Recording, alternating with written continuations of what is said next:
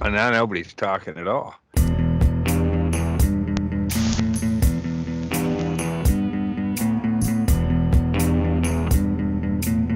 Well, Cheers. I'm trying to move my my screen down here. Don't wait for me, guys. Come on. I was just assuming maybe everybody else was in the same mood as me, and we were all just gonna sit here and staring at each other for a while. I did I did a few hours of physical labor, which always turns me into a fucking dick. I don't see like I can see how like construction workers and people who do shit for all day would be You mean fucking people cranky. who work. Yeah, like climbing up and down that ladder, and then my fucking paint gun fucking miss. You know, you get all the way to the top and it won't work, and that sort of shit. And my back I hurts. told you, Andy. You gotta thin it out. You can't put straight paint there. Oh, yeah, I did forget to do that, but I'm gonna take this one back.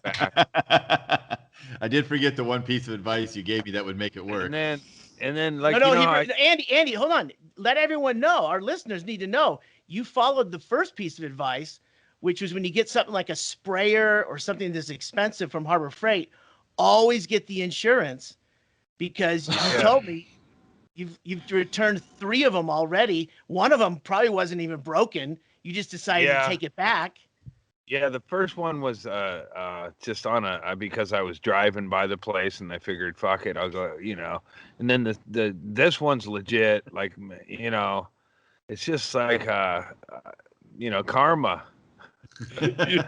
You did a preemptive return. Like, I'm right here. I might as well just get a brand new one. I want to say hi. Yeah. So when they ask you, why are you returning this? Well, I was in the neighborhood. I had 10 minutes. I had to I get was some early beers. for an appointment. Yeah, I had to get some beers at that place just right up the street. So I went You to don't get open till 11. I went to get a 6-pack and thought I'll take that paint gun. I've used it for 2 days, and yeah, I killed a lot of bees today. I started off with that 5:30 in the morning. I went and addressed the big one, what I called Los Angeles of the bees, and I dug in there. You got to dig into this fern and look. And then I saw a bunch of them. Like it was so big that there was homeless sleeping outside of the nest. There were extra, like it looked like 10 of them just huddled out there. And then I blasted the sprayer at my face, which you know. You were holding it the wrong way. Yeah, but fortunately it hit my forehead and not my eyeballs, or it might have been an even battle with those yellow jackets. I had the advantage. Yeah, I had the advantage of being up and having a donut and being ready for action. They were all these are the hornets, not the bees. Yellow jackets. Well, that's another thing. That's not a hornet. Yeah, yellow jackets. So, and then I blasted the fucking nest, and then I went in and cleaned the area up. I got them. They're gone. They're fucking gone. And you know, it's like you get into. It's like, you know, I wanted to kill them. I wanted, you know, if they were small little deer that were creating as much problems, I still would have killed them, because the animosity, you know. I got stung a few times, and I blasted multiple cans. My neighbor asked me to stop spraying chemicals around there, but I wouldn't let any of it deter me. You're like America in Cambodia in the 60s. You're just dropping napalm on everything. Or Canada, like all of our pollution floats up in the atmosphere and then rains down on Canada. Hey, could you stop it? Well, we're not doing nothing. Yeah, well, if Canadians were getting in your face every time you were on the ladder, or stinging you, or ruining a salmon dinner outside, you'd kill those Canadians. You'd blast their nest. Oh, sure. Yeah. Hey, okay, all right. So did you get done with the painting? You were close last time. No, I still, and this, you know how I don't like people who are doing what I do. Apparently everybody in town has bought up all the dark stain. So my project's on hold till they unload a pallet at Jerry's Hardware. I was like, I can wait, you know, but there's no paint. And then also there was a guy who took the shady handicap spot, which I know about. I go there and take it. Hey, that's your spot. I know. That's what I thought. And this guy got out, and he was in my spot. I got my dog, so I had kind of needed it. And he gets out, and he's walking fine. Like, what a fucking douchebag. I could tell this guy. What if he was blind? He wasn't. I Or know. what if he had a family member who was blind? Yeah. See? I mean, but he didn't even have a dog? What a piece of shit. You had a dog, Andy. You just didn't have a cane. No, believe me, if he would have left his window down, I would have left him a note how inconsiderate it is to take a handicap spot from somebody like me who suffers. I'm a Vietnam vet, man. Don't make me go home and get my shirt. I have a shirt. And I fought a battle to get that shirt. We need to get you one of those hats they all wear. Yes. Yeah, I saw a guy in one today, a Vietnam veteran. Yeah, with like the platoon or the ship or whatever you served on. Just got to make up one so you don't. Yeah, like, well, I mean, company. Right? Yes. Who's the most rapey Confederate general that didn't get any praise? Like, we should dig up an old Confederate there's a list of them. Yeah, I mean, he probably already All has of a them? military base named after him. But if there's a more Elmer Fudd version of that guy, that would be the one to make the the ship, make up a ship in honor of a Confederate rapist. There were a couple guys I remember that I know that's redundant. That split when they knew something was going down. Like Grant was close, and like the two highest guys, like left it under the third guy and said, "Yeah, we're out of here." And those would be the guys you want. Yeah, those guys are all right. Ski-daddle dudes. Yeah, well, that's just doing this for Southern pussy and the music.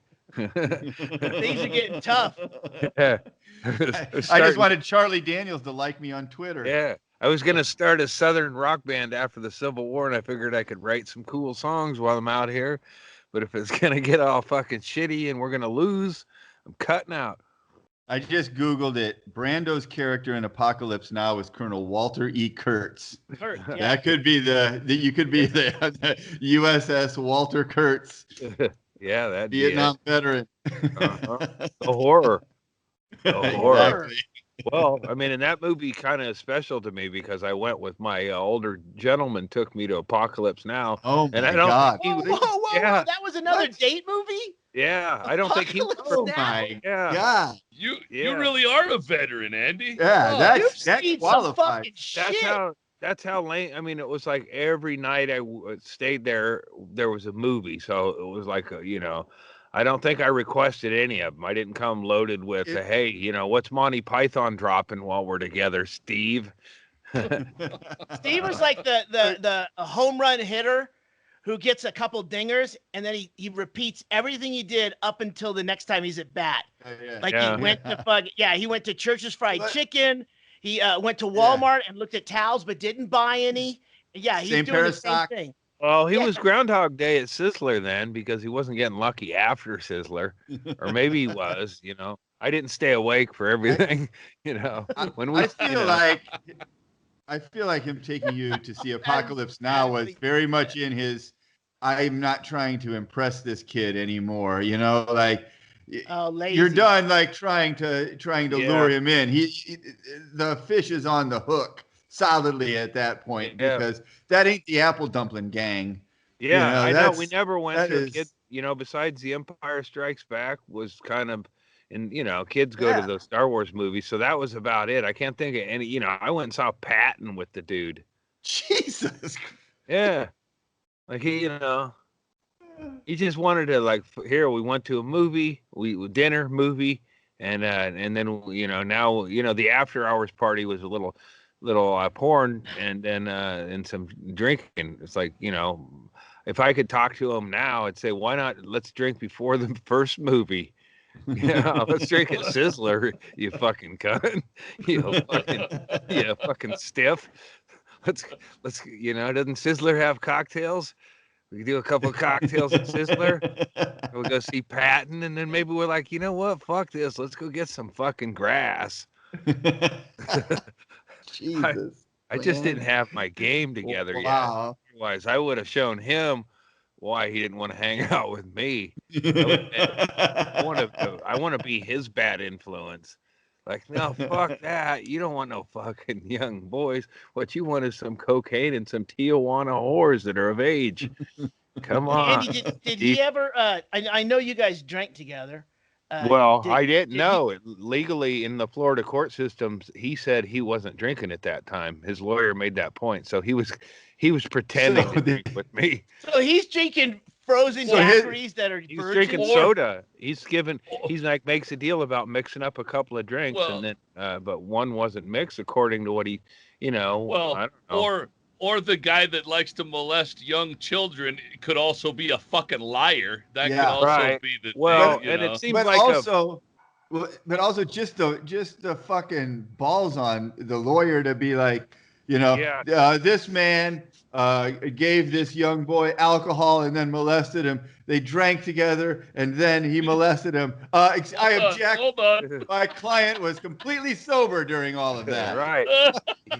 Yeah, that was the point. That was like one of the points made in that hearing, that like, all this stuff I fabricated, among other things, saying that we had alcoholic beverages together, and it said that he hasn't drank. And then I was sitting in court. I mean, we weren't allowed to talk, but I was thinking, man, I've been drinking alone a long time, because I thought I was drinking with an older, I thought I broke into the game with somebody, and apparently I was freestyling it by myself. You think you know a guy. Yeah. What a dick. Yeah. I love it. That's what he objected to, was the serving a minor. And then another point his lawyer made was that that was the objection. Yeah. See here. There's not no cast way. any dispersions upon the sobriety of my client. I remember every minute of it. I guess, he got what he needed with his sobriety, and I got what I needed with blackout drunk. Because I needed to detach myself from the situation and leave my moneymaker while I drifted off to the darkness. And we got to find this fucking guy and do something. I don't know that this. Go ahead. I did the best thing movie you could comes do. Out? I put a podcast. This is the best thing we could do. Everything else has been dead as shit. And Paul Provenza it's almost like coming up on the 10th year anniversary of the confrontation. So this guy's thinking Paul Provenza's a fast worker. I go, hey man, we're making a documentary, and Paul Provenza, who made this other movie, he's gonna be ready. It's gonna be out before you know it, man. Your movie's almost old enough for Steve to fuck. Yeah. If a young boy were born when I confronted him, and that young boy, he'd be right in there. He'd almost be, he'd be kind of, right at the introductory phase. Yeah, I love you, Paul, but we got to get this thing fucking finished. Yeah, that's what they should. Well, pedophile. I don't remember him taking too many photos. He did a lot of video work, and he did some. He did do some stills, but I never got copies of them. Like he'd click it and then go. Andy's audio's cutting out on this end. What? Everyone's cut out right now. I can't hear. I'm gonna switch to headphones. My guess is that that's not a part of the actual recording, because when I was doing recordings, when that would happen, the recording would be fine. It would just be my end hearing it. So I'm going to hope that that's the case. There we go.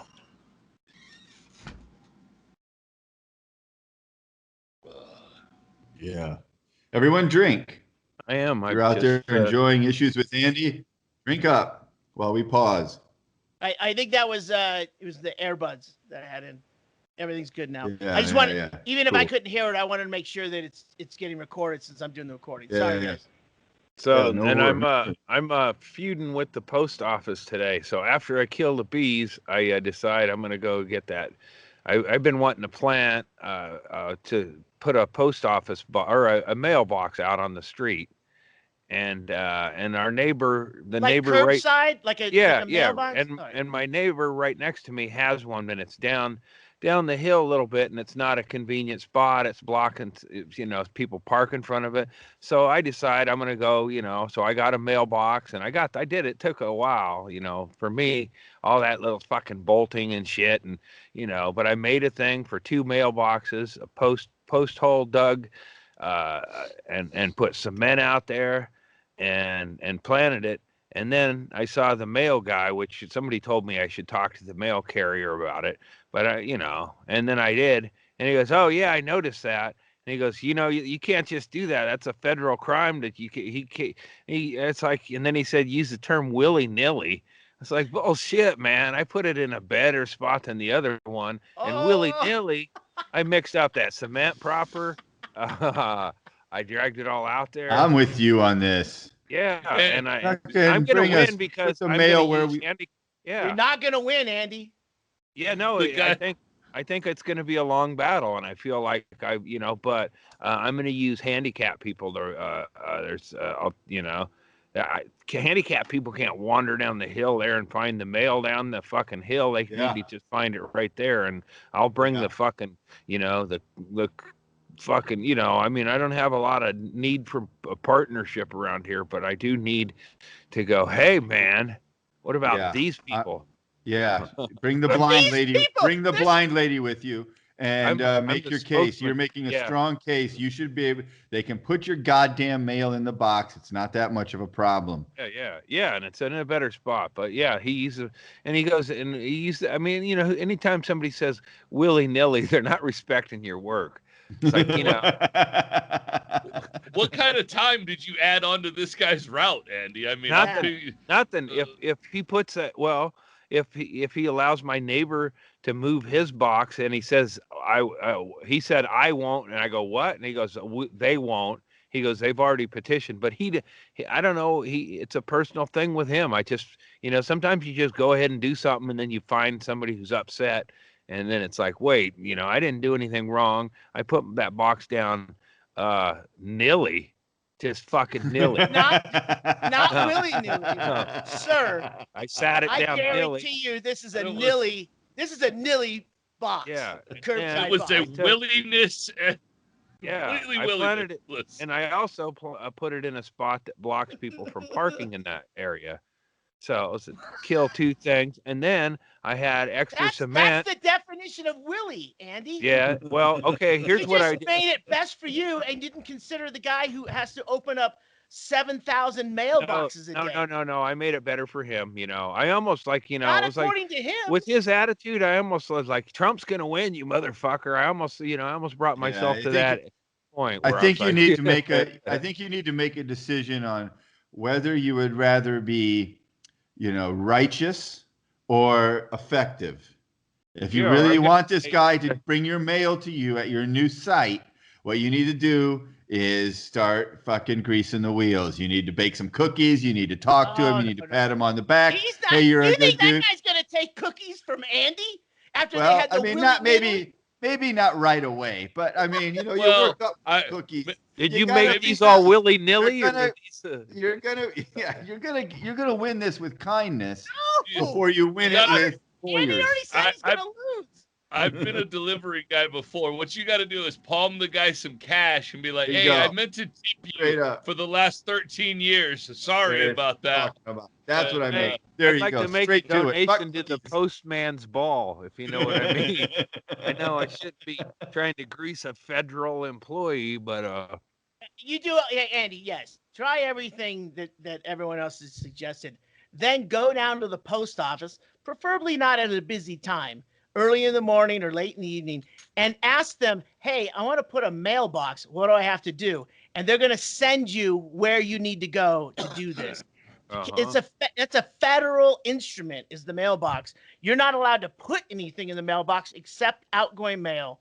I wonder if he likes pornography. Even I could go, hey man, I know that mailbox isn't for mail, but if you open it every day on your route, I'll put a different Playboy and some drugs in there. Different Playboy. Just what a mailman wants, to carry a fucking magazine around. That would last a whole week, Andy, and you'd run out of Playboys and drugs. I don't think that's a good plan. Yeah, that guy gets more porn and drugs when he fancies it because he's delivering everything. But here's what I did willy-nilly is there's another bee area that I was buzzing around. Like I killed the main one. Yeah, hornets. There's this other one. And so I took that bucket of cement, the half bucket of cement, and then I got down there and they were buzzing around more than you want to be fucking with them. And then I threw that cement into that. So I figured I'd just fucking, ruin their vibe of their entrance. So you had extra after you did your illegal mailbox. You had extra cement, so you decided to dam up a fucking hornet's nest with cement. Yeah. And I think it definitely ruined their exterior, but I think probably why so many of them are homeless now. They fucking poured a sarcophagus into their fucking house. Three little pigs, man. You just made them the strongest hornet's nest ever. Right. I think a lot of them are just used to chilling in quarantine inside, and they don't realize yet that they can't get out. It's not. They're not going to be affected for a couple of days, and they're going to go, "Hey, all right, I'm hungry. Let's go out." And then they'll be like, "Wait, weirdest thing. I went to the front door, and so now though, because this is in between railroad ties. So now that there's cement, I think I can in fact burn them out. Maybe you can't, Andy. Set your railroad ties on fire. Burn them out. I'm with you. No, a creosote-soaked railroad tie burn them out. is not gonna light. That's why it's soaked in burn creosote. Them out. Good. Burn them out. Well, I'll take a burning log. I don't need to burn them out. It's not a log. I need to smoke them out. Not to burn or deteriorate. A lot of things, if you blow smoke at them, will leave. Not you.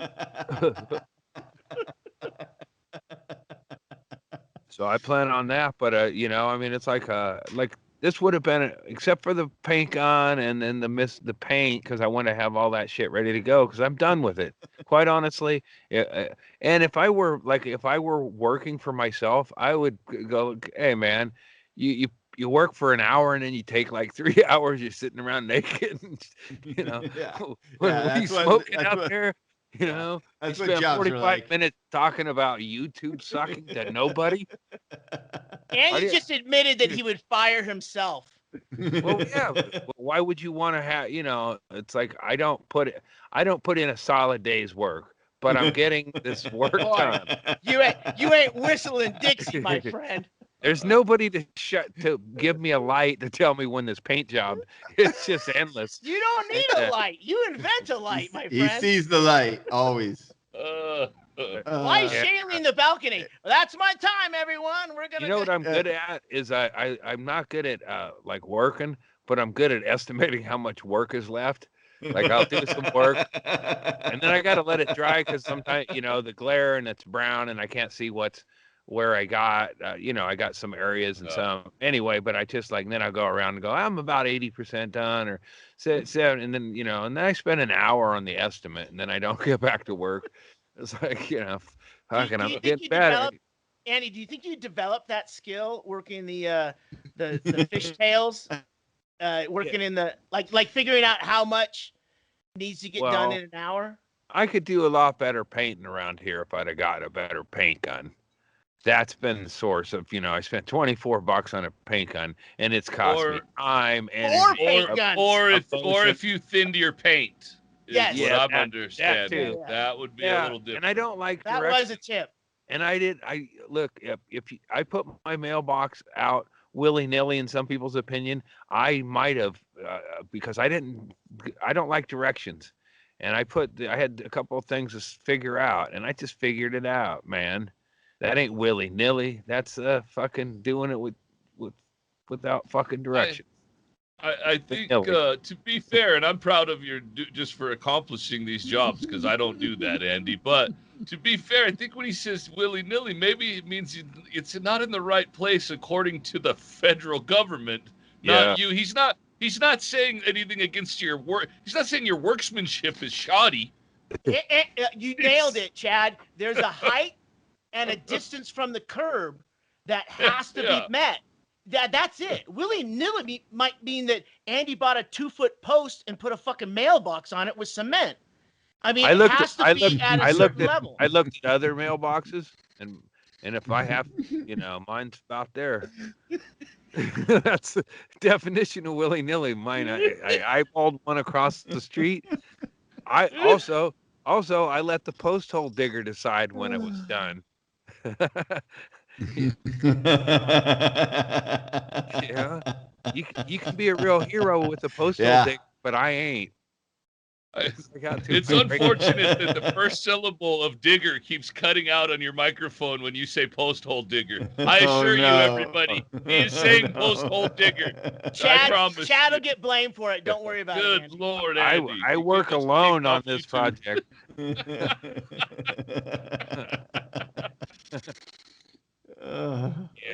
So my friend. It's an actual hole digger. Andy, there's a whole thing on that. Don't saying it more isn't gonna get you out of this. There's an FAQ on USPS.com that is the basically the specs for how to set up and mount a mailbox. Yeah, so I'm sure you went there, right? No, but I put my address on there and stickers. Like I did some shit that may not even be on there, What's your zip code? Right. I'm not telling you my zip code. Just gonna start sending myself packages and see what happens. Position your mailbox 41 inches to 45 inches from the road surface to the bottom of the mailbox or point of mail entry. Place your mailbox 6 to 8 inches back from the curb. If you don't have a raised curb, contact your local postmaster for guidance. Put your house or apartment number on the mailbox. If your mailbox is different street from your house or whatever, you put the full address on the box. Yeah, wait till they send Mary Ingalls out there fiddling around with her blind cane and going, where's my package? Well, we got it's down the slope, ma'am. Don't say that. That's racist. No, I mean the hill. So Andy, do the rest of your neighbors get their mail at the bottom of the hill? And in fact, man, my mail used to be. That's a no. I got to go back to. That's a no. They're the willy-nilly motherfuckers. When I think what happened, Shaylee, that was willy-nilly. I'm starting to get this picture developing where everybody else in the neighborhood gets their mail delivered down at the bottom of the hill, and Andy wants his brought up the hill. That's what I'm thinking. No, the South Hills is the definition of Bring willy-nilly. People have it up by their no door. mailboxes by Andy's willy-nilly box. There's no way. That's what I'm thinking. Yeah, that's exactly what I'm thinking. And it doesn't look like this. I left room for another one though. I got one, and then how nice of you. So if my neighbor, Two willy-nillies. I should just tell him. I should just tell him. It's like, yeah, I talked to the postal carrier. He says it's cool. Cool. Because that's what I need. If I get a show of both of us, like I think we're past. Against the federal government, two people. If more people. There's a lot of people against the federal government. Everybody who wants to suppress votes. The whole more people do it wrong. The government. God damn it! I support you. I think you should be able to put your mailbox wherever the fuck you want. Yeah. Bring me my mail. Yeah, and it's not. I'm preparing my go bag. That's part of it. Let me remind everyone again. Andy started with, I know I'm not going to win, but this is what I did. Well, so whatever you're going to do, Andy, you already know you're not going to win. I felt pretty good about, in spite of all the things, like I did more trim work instead of less paint gun work. I got rid of a lot of bees. I got rid of, I had that mailbox sitting out there for weeks waiting to do this crime. And I did all that, and I was like kind of a laid back day, and then find out, I can't do that mailbox at all. Yeah, I willy-nilly that shit. You're just admitting to everything. I feel like Andy's being picked on by the federal government. I can't tell you how many times as a road comic I've traveled across this great country and seen one of those hilarious airmail mailboxes. Oh yeah, it's like 20 feet up in. So I mean, come on, specs. That's a novelty box. Nothing ever goes in there. Put his mail in his box, Trump. If Jeff Bezos takes over the post office, we'll be able to get those kind of deliveries because there'll be drone package deliveries instead of drones walking around in flannel shorts, clinging to the fucking mail like. Wait, just flannel shorts. That's a male outfit. I don't know what it looks like. Flannel shorts. Maybe I think they're wool, and they've got a like a military stripe down the sides. They're pretty sharp. Yeah. Dude, it's a good gig. All right. Andy, does your mail guy deliver on foot or does he drive up he's like got you a see truck. this picture? And where the mailbox exists is there's these girls park there, co-eds. The co-eds park there, and so he has to park on that hill, or if he pulls a little forward, which I've seen him do, and then he walks down, that's where the mailbox is where he parks to walk down. So it's like I'm going to make it easier for him. I'm going to videotape him. I'll probably have to, every time I run into I usually let cops have their way. But if it's a lesser federal or county employee, I have a pretty good track record with dog catchers and postal carriers. A cop is a city crime. A U.S. Postal Service, that's federal, Andy. Well, the Postmaster General himself is interfering with the delivery of the mail. So if he doesn't shoot himself in the head, then I'm going to continue doing what I'm doing and tell him to go fuck himself. Totally correct. Well, you're right again. Like yeah, that guy's. I think you've got a strong case. Yeah, it's like he bought the job so he could destroy the post office, and then then I want to put my mailbox out there. We're not even the same level, being that guy. And you're the bad guy. Yeah, somehow I'm the bad guy because I want alcohol delivered to my driveway instead of that I got to go down and get it at the post office or whatever it is. If I'm gone and we need some more walking canes or blind glasses or something, they could be ordered. That is what you need to stress as you go forward with this case is that your partner is blind, and this is what would make it convenient. And that's the only thing. That's the only thing you should say. Make them the bad guy. Here's the problem. And not only that, that's who put the mailbox up. I was like, good. That's why yes. Yeah, I was asked to dig a post hole, and that was it. That was all. That was all. She showed me where. Yeah. I think that the post office response to your very well thought out plan of just saying, what you're going to say there is that they don't have a problem with you having a mailbox, but you have to put it to their specifications. And not control. Just wherever you want because you want to block a guy's parking spot because you don't like that he parks there. Yeah, don't bring that up. But here's the thing: and don't say willy-nilly in the federal court. Where I put the thing to block people parking is in front of a no parking sign that's being ignored. That I put there. Willy-nilly?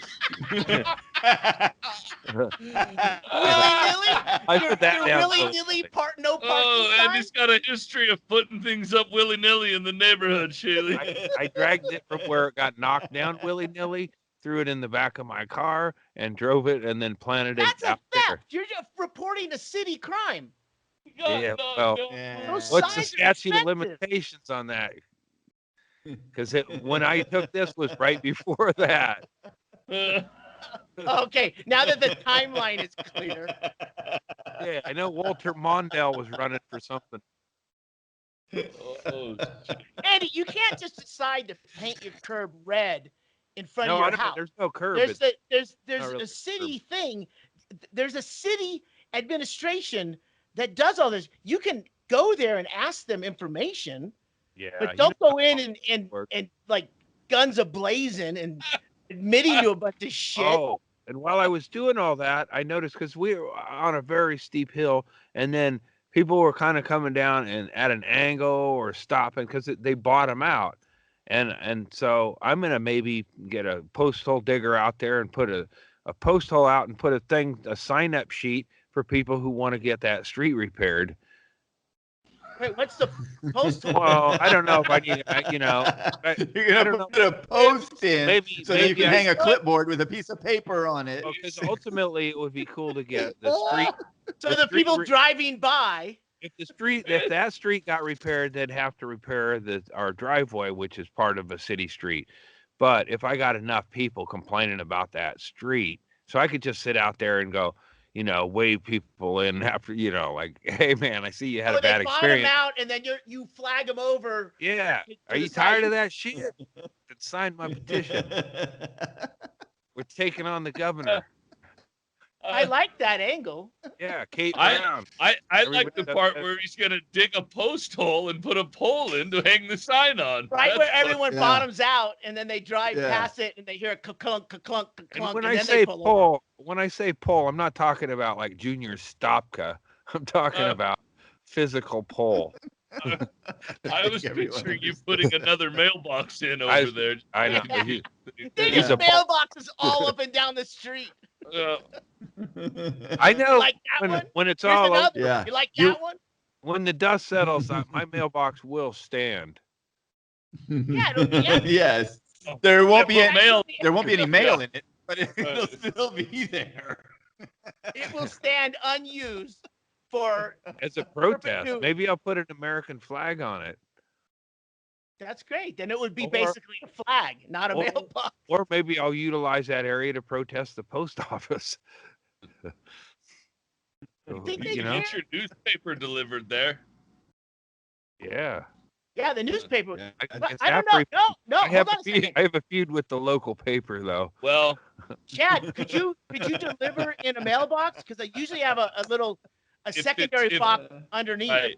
If it's not an official mailbox that's recognized by the post office, then you can put it in. So I'm going to put it on no federal delivery zone mailbox. Yeah. Yes. Weed deliveries. Shit, I don't know. That's about it. That's what we do here. We built a big. What we did. I'm not criticizing you, Andy. I want you to. This is great for our podcast. Mail. What we did was the male persons that come by here, they know this place because we have a lot of everyone in the area that this is the one house, 212 Van Dyke, where we get everything delivered. So we asked the male person, hey, would it be cool if we did this? And they go, no, don't do that. Do this. And we go, like a big thing? So we have like a big 2-level like hutch that everything goes in. And there's been no complaints from the city or willy-nilly accusations because we asked them what I said specifically. All it takes is a few bad apples. Well, yeah. Listen, your male person is not losing sleep because of the interaction he had with you because he knows he's going to win. I bet he's got a podcast himself and he talks about Andy all the time on it. Yeah, that's true. No, That'd be we've never had podcast. It's called Issues with Andy. What the fuck? Who would have guessed? .us. Yeah, well, he could talk about how I took his Heroes Work Here sign off of where he goes and sorts mail before delivering it. That was awesome, Chad.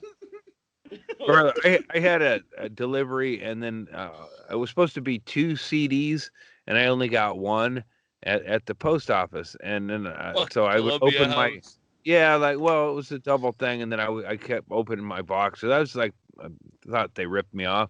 So I'd open it and yell at them, or not yell at them, but I'd say, "Hey, I know one of you motherfuckers has my CD you stole," and then close it so they didn't know which box it was. You went to your post office box. That's why I need to have. That's why that huge bank of boxes. Yeah.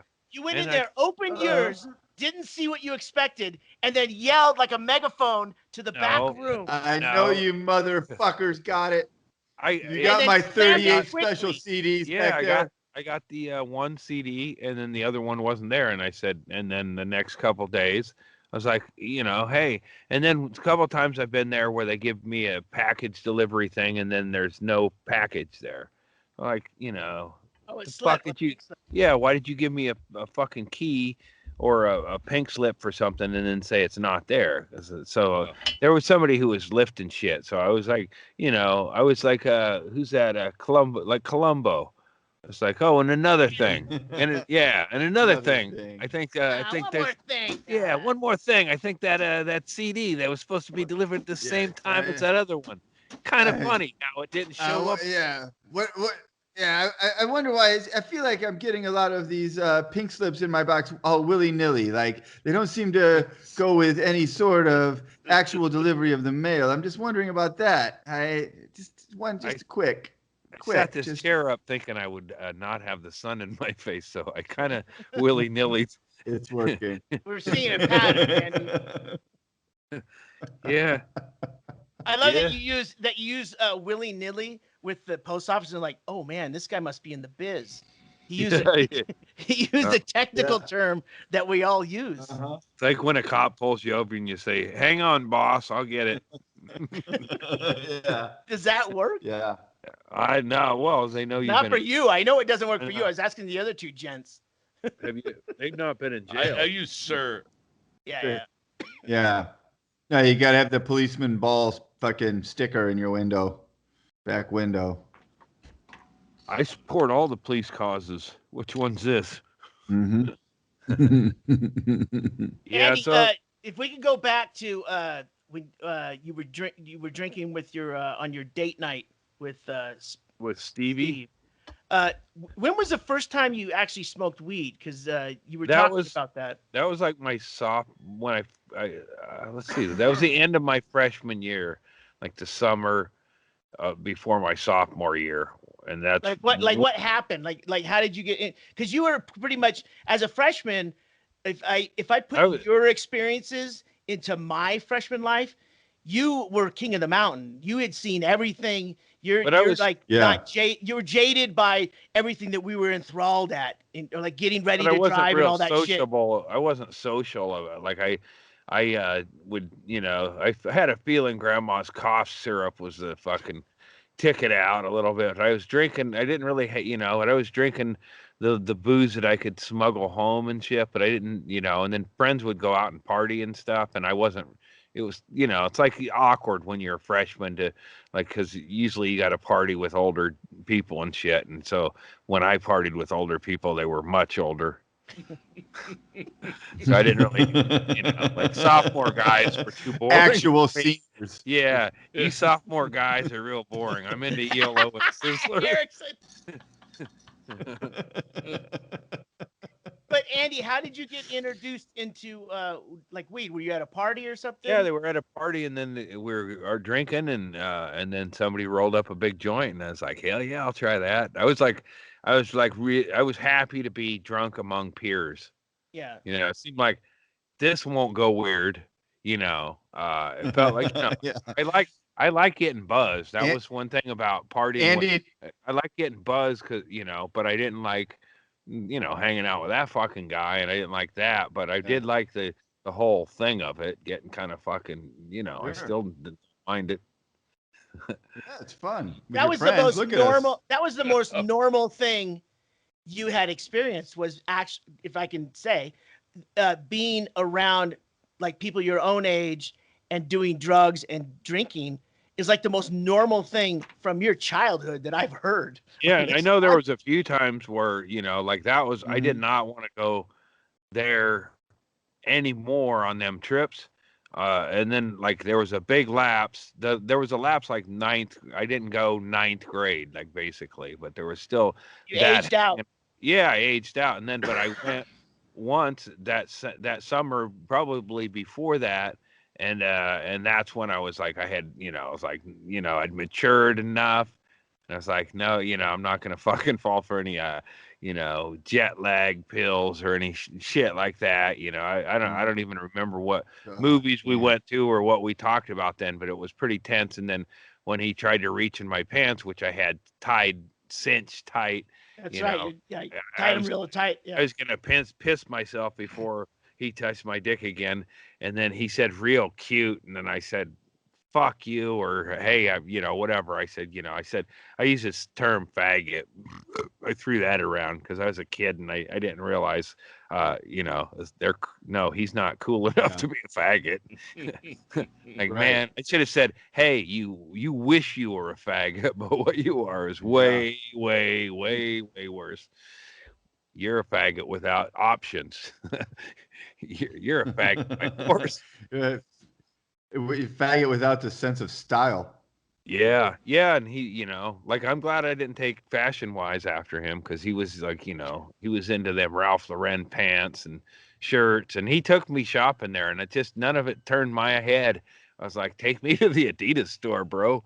I earned it, It's like I don't like that trek. My last trip there that's when he knew it was a mistake. And but he was worried that I'd already ratted him out, I think, and so it was like this real awkward laugh. Wait. He knew it was a mistake in inviting you one last time. Yeah, I think he like knew. The jig this could be a problem. Yeah, I think he knew. He knew. That there was a possibility there, and then I didn't respond to anything for like a year.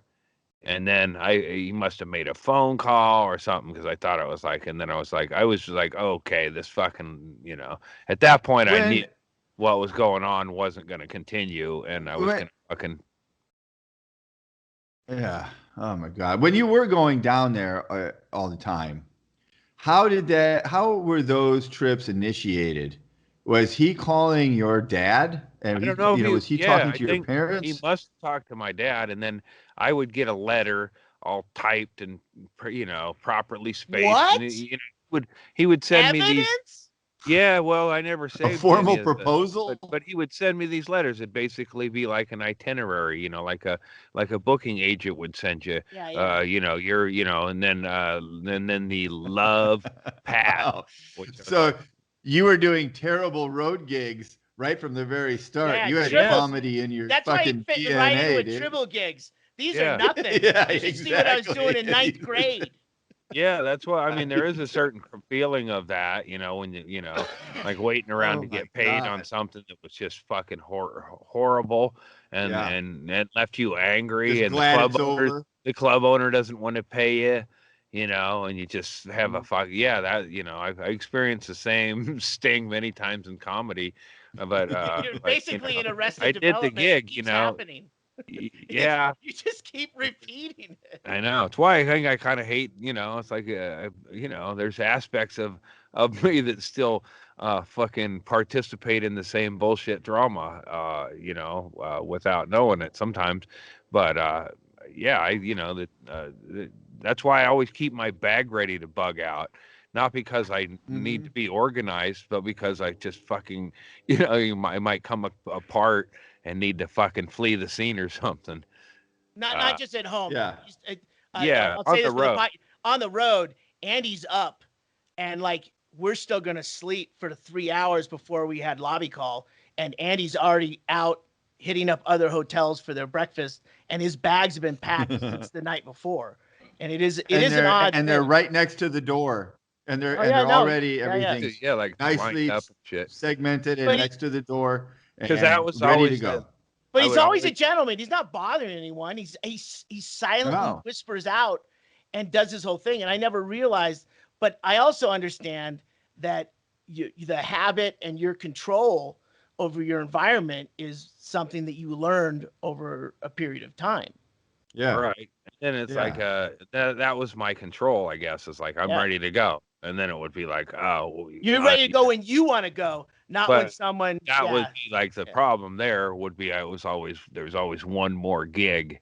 It's like, oh no, I'm done. No, you got to do the shirtless meet and greet with the camera. So I got progressed on it. The video. that was the thing in court. There's like, he said there was photo, he was a model or whatever. It's like, those were jokes. I didn't get to say anything, but it was like, I said photo shoots, but I was standing there flexing my muscles on a video in front of a video camera, but it felt like, and I was hearing freeze frame in my head. Jay Giles? Yeah. That is a great song.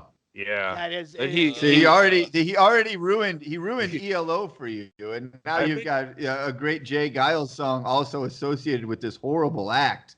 It's a real shame. Well, I've been forgiving ELO lately and listening to a lot of their stuff. Good. And I want to, like when he was in the Traveling Willoughbys, I was like, fuck that Harry. Traveling Willoughbys. Traveling Willoughbys. I said it wrong, didn't I? You mashed up the Twilight Zone episode and the band. Oh, the Willoughby. Last stop Willoughby. Willoughby, yeah. And that's where they took the name anyway. So write it down, Erickson. Write it down. Oh, God damn it. So yeah, definitely. Andy, I have to tell you, I'm gonna say this one thing, and then I'm gonna grab a beer. I don't mean to be. I know this is supposed to be funny and everything, but but you reminded me when you cinched your jockeys or whatever, and you basically you stood up to your predator. I think that was very empowering because a lot of people, like, if you like, that's a very positive, I think, for a positive thing for someone who was subjected to a lot, because a lot of times people live with regret that they never did anything, that like they never had that chance, and you did. So I want you to know that I hear some bit of strength at that point when you went back in there and did that. That was a big thing because because I could have just I tied a knot. I've never at that point in my life never heard the term chastity belt. Yeah. And I made myself one so that his hobbled hands couldn't find their way down to finish his massage in the and that ain't a massage anyway. That's some sort of a I don't think not the front. But you gave him a message. That he, I'm sorry. No, I did. You gave him a message that's very powerful. And for someone who's a victim. I sat down. We got out of that, and I hate why I didn't say like in seventh grade. I ain't going in that room anymore. Yeah. But I couldn't. Right. I wasn't in control of it. But that night I was older. I told him, and I was like, and he went right into that, I'm sorry, and it's like he was so fucking terrified. And then I saw that look all those years later when I confronted him again, because and maybe I should have been like fucking let it go after that, but it wasn't. I kept his secret. No, fucking don't let it go. Fuck that guy. Don't let it go ever. Fucking always talk about it. But that look on his face when he walked away after I confronted him many years later, I confronted him and he went and he sat in his car. Chris Castle followed him all the way out and he sat in his car and he had that with a camera. You guys were filming. Yeah, and he had that, followed him out with a camera, just like he followed my fucking, my puberty with a camera. Chris followed him out there, and then he had that look on his face, and I remembered that look when I saw it from that night where I shut him down and told him I wasn't going to do that. And he was just so fucking, full of remorse, sorry. And, and then he just wanted it to go away. And then he just went to his room and closed the door. And I had my bag by the door ready to go. And weirdly, there was no photo shoot. There was no exit photo. No, hey, let's see what your dick looks like now. I think he knew he shouldn't be messing with no kid who was older than an eighth grader anyway. And in ninth grade, he just kept trying to get me to go there. And I was like, no fucking way. And then that summer I went, and that's when, that was the last time before the court, before the Florida and then the court time. So I've seen him a couple more times since then, but and it's like, it's like as a kid, you kind of think, or at least I did. It's like, maybe it was like, it was like, but as you get older, you go like, that guy knew exactly what he was fucking doing. He's a predator. I was of course. Rube, I wasn't, it wasn't like because I was sexy or funny or smart or made that basket at Great Straw hat America. picture, Andy. Don't knock that straw hat picture. I don't know that he saw that side of me. What he saw. So that Boy Scout picture, pretty cute. Yeah. I did send him the Boy Scout picture. I know that he always asked for class pictures, and I didn't send it to him. I think my dad did, because my dad was doing the pimping at the time. This is so fucking crazy. See, this is like the one Netflix documentary about that family who had the neighbor who he like fucked the mom, he fucked the dad, he fucked the daughter a bunch of times, and they just kept letting him have the kid, and they just didn't understand what was going on. It was so mind-boggling to watch that and be like, what the fuck is wrong with you people? But it really does speak to the way that this was a thing that wasn't even openly discussed amongst people. So it wasn't front of mind. People there weren't red flags raised in these situations, unfortunately. And you were the one made to suffer for that, because I never knew your parents. I don't think they're bad people, but they were definitely duped. Yeah, it says, I'll bet if you, I don't know, maybe it was in there, but Encyclopedia Britannicas were sold, like every family had them. But I bet you couldn't look up pedophile. So you couldn't probably go pedophile and then read about them in those books. But it was unknown. Like it's like that should be something that kids, now kids are pretty savvy that, hey, adult creeps.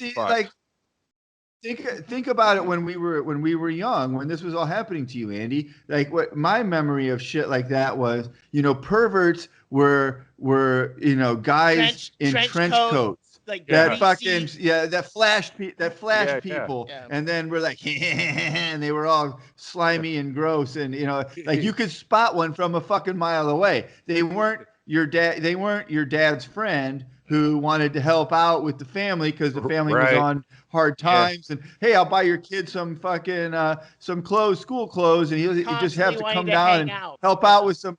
He can come down and help out with some housework and hang out for the weekend, and I'll show him around and take him to a movie and help, just family friend type shit. Like, that's what was really going on, but we didn't know that then.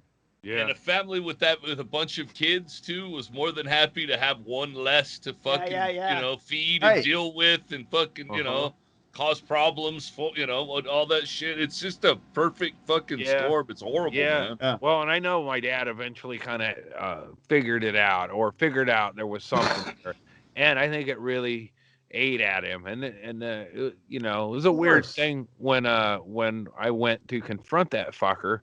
And I felt like I was doing it so I could forgive my dad, and it did work, because I was like, my dad that's good. Didn't know that my dad read his stupid Bible all the time and thought the best of people, and would make up funny names for people and stuff, but he didn't ever have boy fucker or Johnny the fucking child thumper or No, he thought he was helping you out. Underpants sniffer.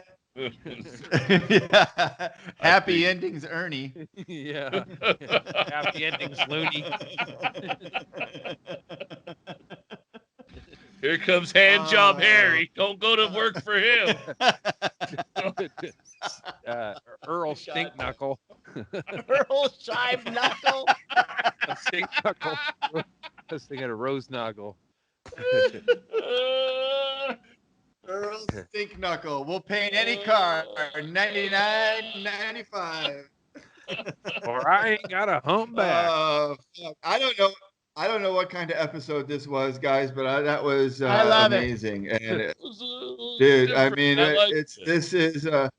well, listen, man. I mean, this is what it is, Andy. This is what it is with you, and for you to be able to speak about this like this, I don't know if there are people out there watching this who it helps. I hope there are. I don't think that's even necessarily the reason why we're doing this. I think it's just we get on here and we are all friends, so we talk about shit, and this is what comes out.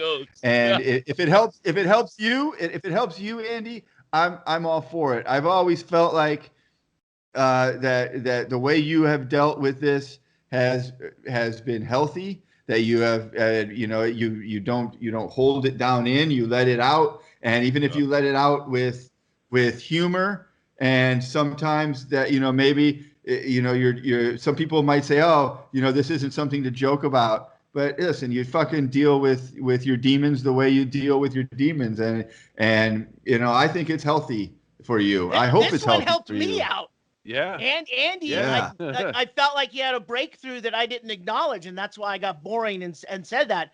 But it really is one of those things where you did something that I think a lot of people in that situation wish they had done. You actually had a chance to do it. I mean, I think if you mention this, I think if you mention this shit to your mailman, he'll let you put your mailbox wherever the fuck you want.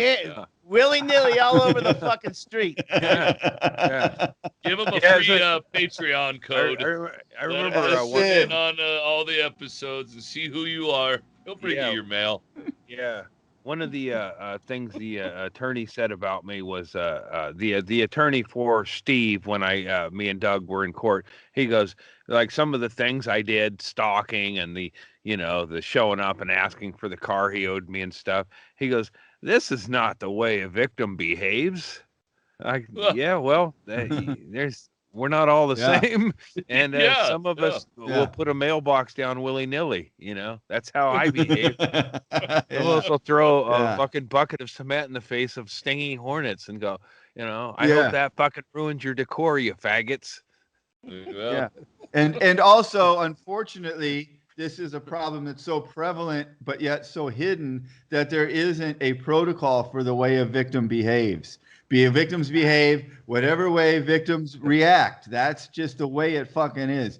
And that lawyer, even though everybody in this country deserves to have representation in court, that lawyer is a fucking scumbag for saying shit like that and should fucking feel like an asshole. After what you've heard, you don't have to take a case. You don't have to take the case. If you're a lawyer, you can refuse to. You don't have to ever defend the guy. Let him find somebody else to do it. Fuck that lawyer. That guy was awesome, though. He was so bad at his job and so cliched. And the only people who were in the courtroom was like Bingo and a journalist that my lawyer might have tipped off, and then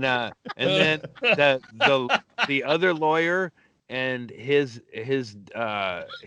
girlfriend and then his dad were watching him, and he was failing. His dad knew he was failing. Oh my God! And we need to talk about this some more. We need to talk about this some more. Let's go. Let's make a drink and. I do have a story. I have a story that relates that I've never told in any of the podcasts I've been on before. That relates to what Erickson was talking about. How like people back then just accepted it. So that's the tease to Patreon. I'll tell you that story. No. All right. There it is. Right. So. That's what we're going to do, everybody. We're going to go over to our Issues with Andy Patreon, which you can be a part of, and we'd love to have you. Just $5 a month for an extra 2 shows a week, 8 shows a month. That's less than $1 a show. That's nothing.